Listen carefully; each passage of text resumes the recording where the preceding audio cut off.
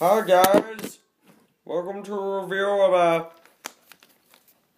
Who Framed Roger Rabbit. If you don't know what this movie is, it basically it's this weird mix of live action and like cartoon animation. Came out in like the 80s or something. I don't know, the 80s, 90s. I don't know. I don't remember. It's like 88, I think, 1988. It's this, got all these cartoon characters, Warner Bros. And Disney. And it's this weird mix of, like, the story is set in Los Hollywood, 1947, I think.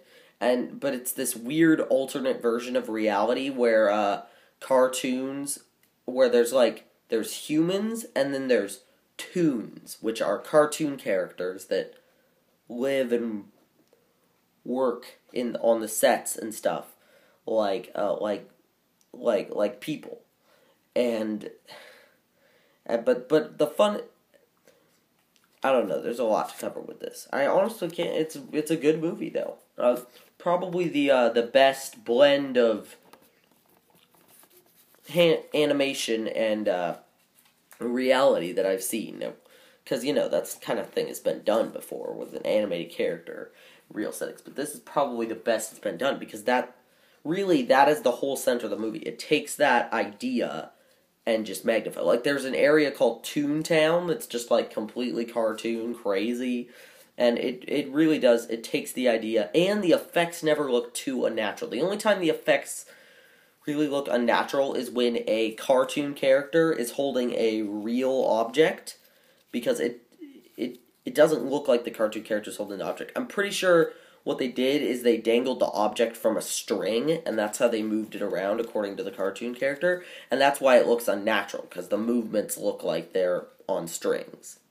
I couldn't actually see the strings. It wasn't anything that bad. It's just really kind of just looked a little weird. I don't know. But a good movie though.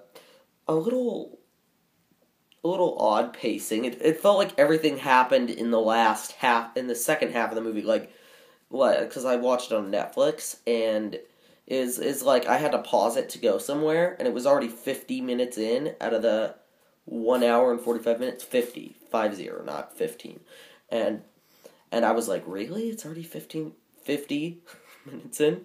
Barely anything's happened. And I was like, oh no, is this going to be a rushed movie? And it wasn't. It didn't feel rushed, honestly. The second part of the movie felt like the movie could have been like an hour and a half if some of those opening parts were cut out. But anyway, I haven't even touched on the plot yet, which I really should do. Basically, there's this deadbeat detective who doesn't have much money. He used to solve all sorts of cases for cartoons, as they call them, the cartoon characters, with his brother, but his brother was killed by a cartoon character who dropped a piano on his head. That's the weird thing, is the cartoon, there's the toons kill people by like dropping things on their head, like comical stuff. It's weird, but cool. Like, that's honestly the best part of the movie is. Wait, I'm getting off topic. I'll touch on this in a minute. So he's hired by this cartoon director to spy on something. Mr. Acme is his last name. Acme, the runner of Toontown, basically the mayor, the owner of Toontown, who to see if he's basically Roger Rabbit. Who Framed Roger Rabbit? Roger Rabbit, the cartoon character. His wife, Jessica Rabbit, who's not a rabbit. She's actually this like kind of like she's supposed to be like this sexy cartoon character lady, with really weird, but I don't know. And somehow she's in love with this bumbling dorky rabbit, and he's spying on Acme, who's like in love with the rabbit, not the rabbit, Jessica, the rabbit's wife. and he spies them playing patty cake, which, you think it's some like sexual innuendo, but then you go to the next scene. It's actually a pretty clever joke. They tell Roger Rabbit, and they show him pictures, and they were literally playing like patty cake, baker's man. But I guess in the cartoon world, that's like cheating on him. So he gets super pissed off, and like also like upset at the same time. And the net like sad and angry. And the next day, Mr. Acme was murdered. A safe was dropped on his head. Like I said, the cartoon characters always kill people in weird ways, and he goes to the crime scene. The detective does, and they think Roger Rabbit did it because the night before he had been like freaking out because his wife was cheating on him with Acme. You discover later she wasn't. She was like black. She was trying to blackmail him or something. I don't know. It was weird, but anyway, there's this guy named Judge Doom.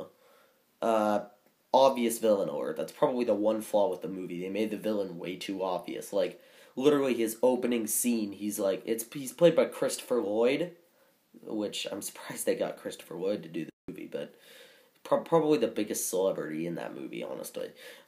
Christopher Lloyd, Doc from Back to the Future. I'm having trouble thinking of any other roles he's been in, honestly, but he's been in other stuff.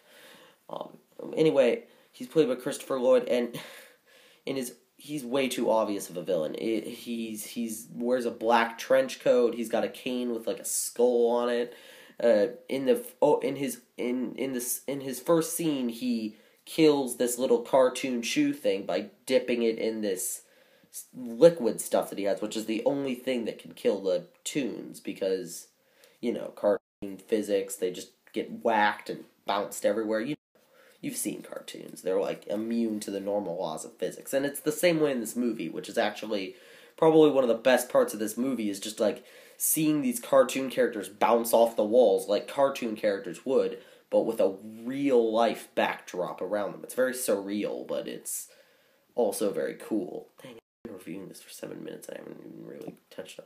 So they have to solve the mystery. Roger Rabbit comes to the detective for help.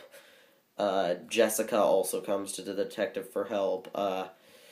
Christopher Lloyd's character has this gang of weasels, and there's all these different suspects that they had, but in the end, spoiler alert, it ends up being the judge, which, really isn't a spoiler alert because it's pretty obvious that he's a bad guy. Dad, go away, I'm doing something right now. Almost bedtime. Okay. It's pretty obvious that he's the bad guy. That's the one main fault with the movie is they made the villain too obvious. But other than that, I really don't have any complaints about the movie. It's a very surreal experience, but also a very entertaining one to see how it plays out and how they use all these cartoon, the classic cartoon gags, and basically say, how would a cartoon character work if they were in the real world? Basically ask that question, and it's very interesting. I like the movie a lot. It's kind of a classic. It's not the mass appeal of like The Lion King or The Little Mermaid or something like that, but I'd heard a fair amount about it before watching it. That's why I watched it, because I'd heard some stuff about it. It's a good movie. It really is. I don't know. I don't have much to say about it. I've pretty much covered everything there is to cover. So, arrivederci, I guess. Bye.